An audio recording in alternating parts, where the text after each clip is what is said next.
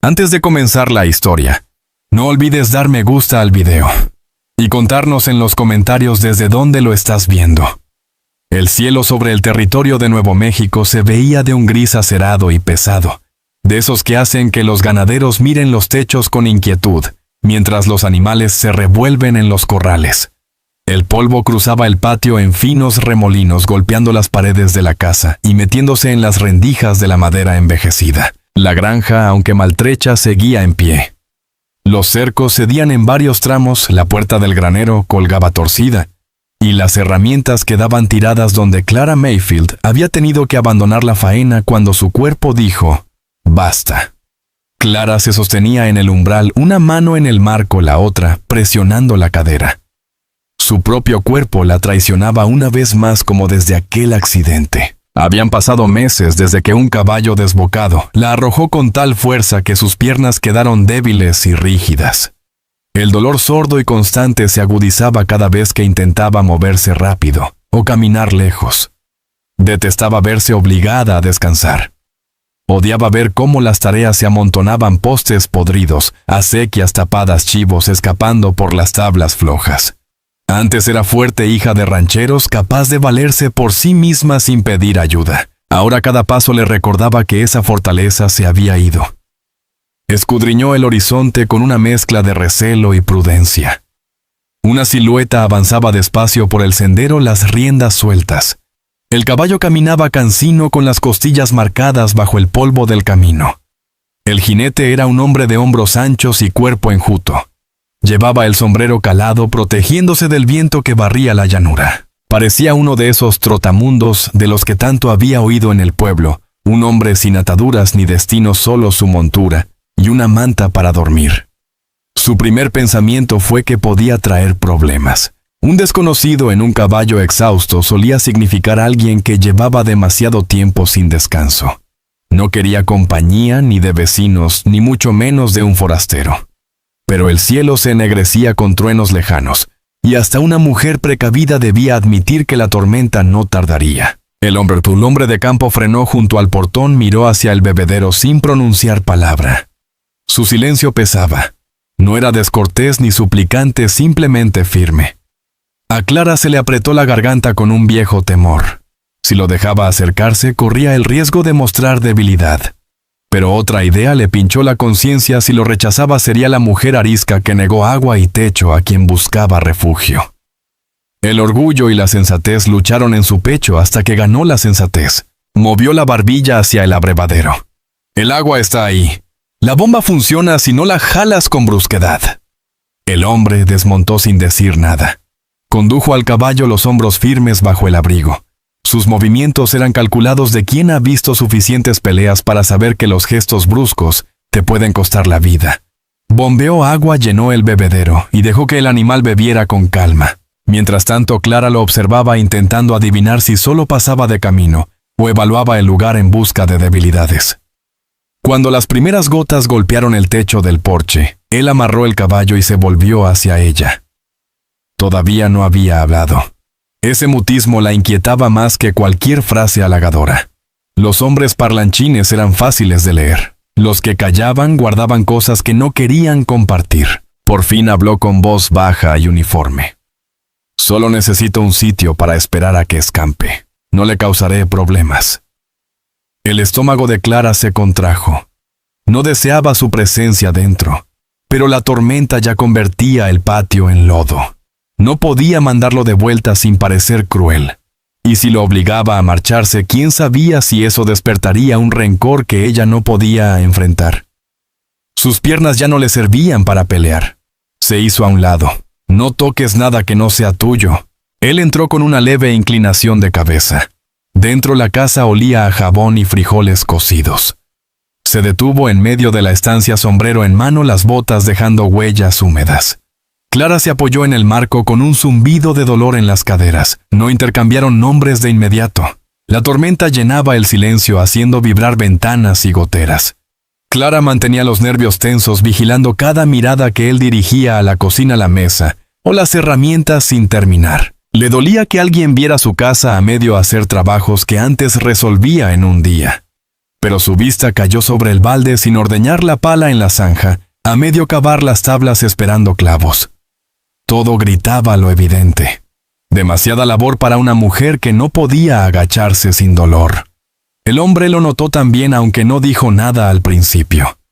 Cuando la lluvia aflojó, miró la cerca por la ventana abierta y al fin habló. Ese poste no aguanta la semana. Clara se irguió lista para replicar, pero se contuvo. No era reproche, solo una constatación. Apretó los labios.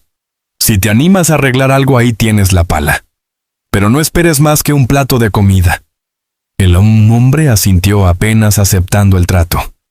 Tomó la pala, giró los hombros y se puso manos a la obra. Por primera vez en meses, Clara sintió algo que casi había olvidado: alivio.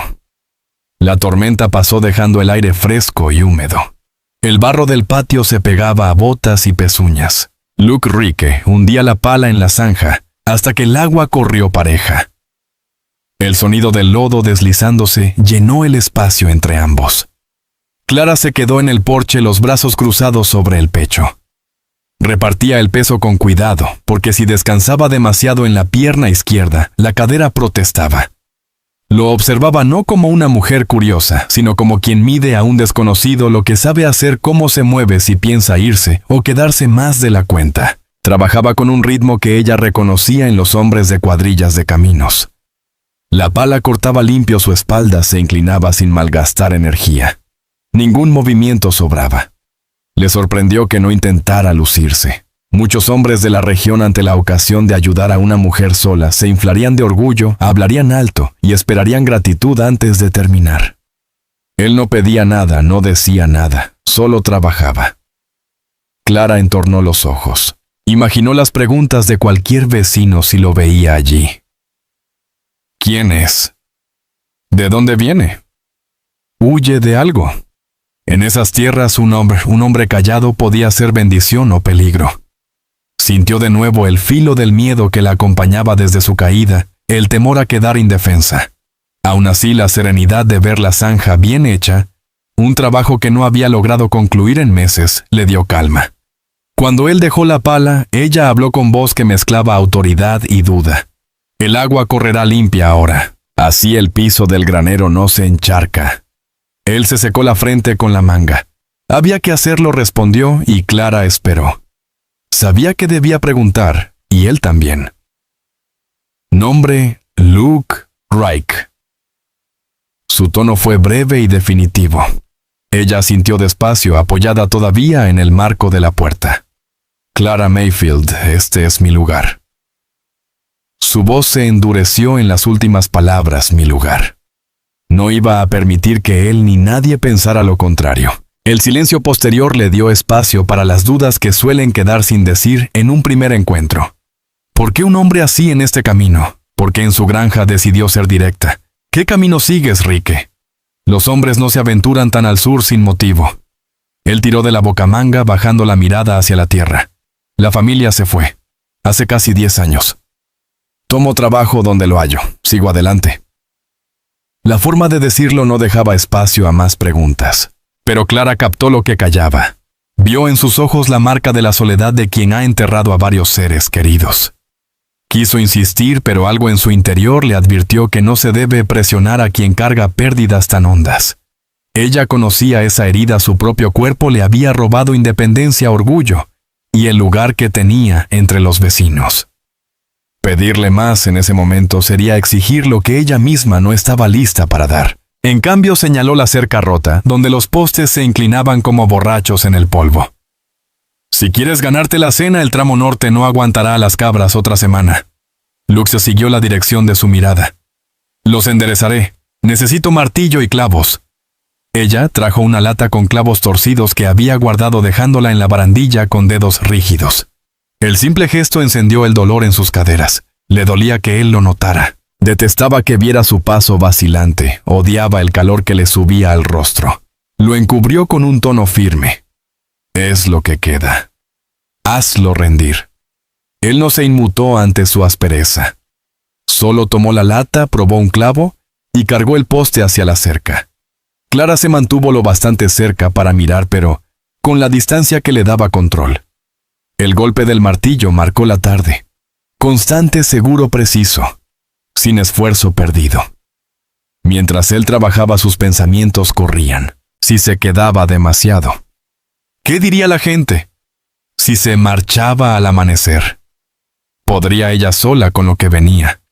Pensó en vecinas como la señora Hollis, que repartía harina y chismes por igual. Querrían saber quién era ese forastero que reforzaba su cerca y por qué ella lo dejaba. La verdad era simple, lo necesitaba, pero decirlo en voz alta sonaría a derrota. Cuando el sol bajó la cerca, estaba más recta que antes de su caída. Clara sintió un alivio que no traía vergüenza. Él clavó el último poste, apisonó la tierra, y le devolvió el martillo sin esperar gratitud. Ella lo miró el tiempo suficiente para percibir algo más que su silencio. Era un hombre que cargaba el duelo como un peso a la espalda. Ella lo comprendía porque arrastraba el suyo. No lo movía a otro propósito que seguir viviendo. Y ella no tenía otra meta que mantener viva su tierra con un cuerpo que cada día le fallaba. Distintas batallas, la misma sensación de vacío. Aquella noche puso una olla de estofado sobre la mesa, aguado y sencillo, pero comida al fin. Él comió sin una queja. Y ella lo observó a través de la luz tenue del quinqué. Cada bocado que él tomaba le daba espacio para pensar. ¿Qué traería el amanecer? ¿Se marcharía dejándola con las faenas que no podía acabar? ¿O se quedaría un día más lo suficiente para reparar el portón o tapar el cobertizo? De pronto se dio cuenta de que la inquietaba más de lo que creía la idea de que él se fuera.